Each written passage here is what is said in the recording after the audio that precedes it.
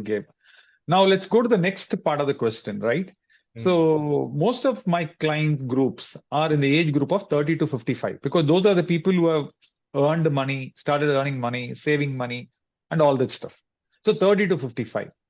Now 30 to 55, they have good amount of money. And what has happened is to earn the money, they're spending more time either in the office or they are setting up and in the practice, either in the practice or in the business. Now, what has happened is they have put because that is their highest value. That's what you told us. Highest value is not, Business. I'm not talking. Business can be a high value. Business Yes. is the highest value, or career, vice president, becoming a vice president, becoming a president, becoming a CEO was the highest value. They started concentrating on this. Now, what had happened is they put the family maybe in the fourth value or the fifth value. And they've also missed out, like, growing up with the brothers, sisters, or like, friends and all that stuff. And they also think that like they are not able to spend time with the children. So they thought like, I missed an opportunity, like, to guide my kids, guide my youngsters, right? That's what they are doing it. So what are your thoughts? Like, fear of missing out, like, I'm saying like, what is that? Like, how should I fulfill the gap? Beautiful. Now, a couple of things. Now, first one is I'll take an example of a client who was working in Dubai, who was earning a pretty good salary. His job was 1 month here, 1 month work and 1 month off. He had a similar thing. He said, my son is not listening to me. 8, 9-year-old son and 3, 4-year-old daughters. And he was crying. He was in tears one day. And then I'm losing my son. And I want to kind of, reinstate. Then we did this whole thing of values, found out for him, family was a very high value, right? And finance was his highest value, then family, and then other things. So then we found that somewhere he was injecting values and trying to earn that money while family was the highest value. And if this is what he feels, we started off with dissolving the charges. First thing is, nothing is missing, right?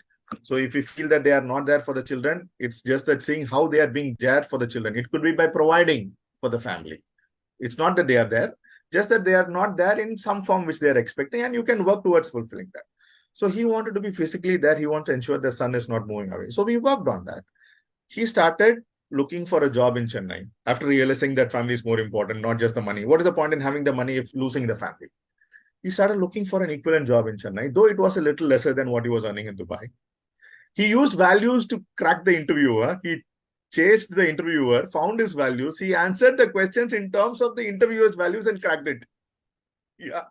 He moved in here, spending amazing time. He's supporting his wife, who is a doctor, in putting up more Apollo diagnostic centers, 3, 4 diagnostic centers. So he's doing his job, supporting his wife, being with his children, striking a balance.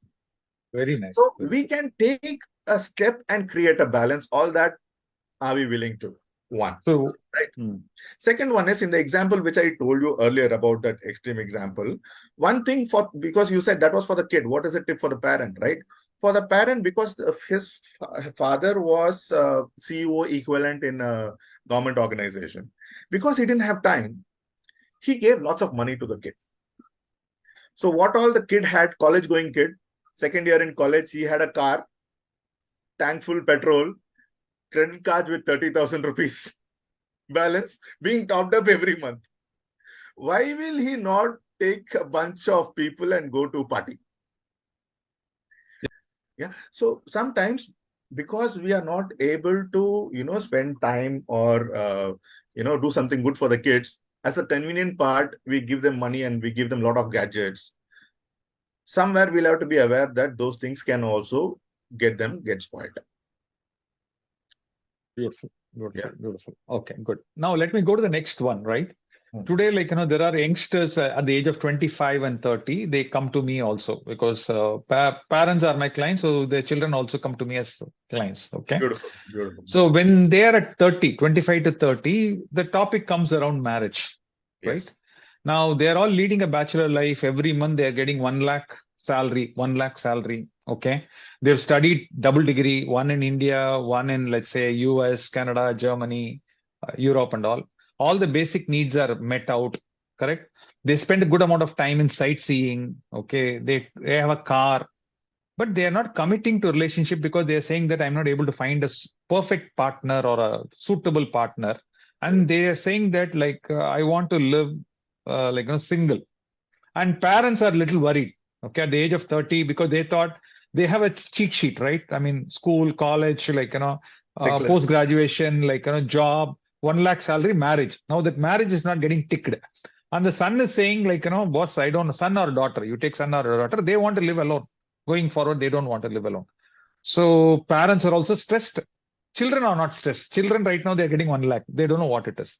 So what is the solution that you have, or have you come across these things? So from a family aspect of it, or from a relationship aspect of it, or an emotional aspect of it, what do you say something about? Beautiful. Okay, now 2-3 things here. One is there is a shift in the way the society has been moving from our generation, our parent generation, to the current generation. In our generation or before, the husband was seen as the head of the family. So basically, husband and wife, both boys and girls, are studying equally, getting in jobs equally. So the earlier the husband was breadwinner and the wife was taking care of family. When both are breadwinners, husband cannot shy away from not doing any household work, and wife cannot be held responsible for all the household work. Right? There has to be a equal sharing. But in the upbringing, the way it is, the boy will only go outside and do the work. The wife has to take care of family, whether she's working or not. Now that part is not working. So women are saying, when I'm earning equally, when I'm contributing equally, why will I be only doing at home? Husband also has to participate. So marriages where both are working, when the husband is equally participating at home also, like wife is equally participating in the income also, they are able to kind of, have a more functional dynamic. Marriages where wife is working, but still husband is expecting her to do all the housework and I will not enter the kitchen. Thought process, they run into snacks. Right? This is one. The second one is values. If people understand human values, any person in any corner of the world, the understanding I said, an African living in Zambia can marry anybody in the most advanced country, even in US, Canada, can have an amazing life if they both understand their values. Oh, okay.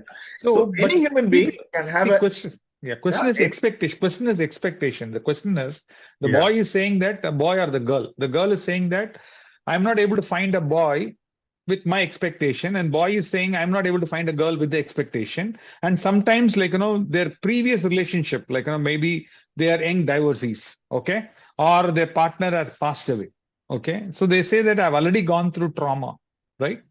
I'm already having charges, right? So I don't want to give a second chance at all. I'll remain single. Or they're seeing their own siblings' marriage, or their own, something in the family members, going through trouble. They think that I don't want that trouble to happen to me. Exactly. Perfect. Yeah. So the core here is unrealistic expectation that marriage will be a source of happiness, which is a wrong expectation. Marriages are not for happiness. Marriage is to help the person get more authentic. Let's say you come home after getting a promotion, okay? And let's say you're telling your wife that, I've got this promotion, I've become VP to president and, showing all the award and all. And let's say wife is asking, wonderful, Senthil, great. What happened to the mangoes we were supposed to get from the market? So do you even understand what I'm telling? Yeah, got it. This award. Great, but where are the mangoes? You didn't buy the mangoes, no?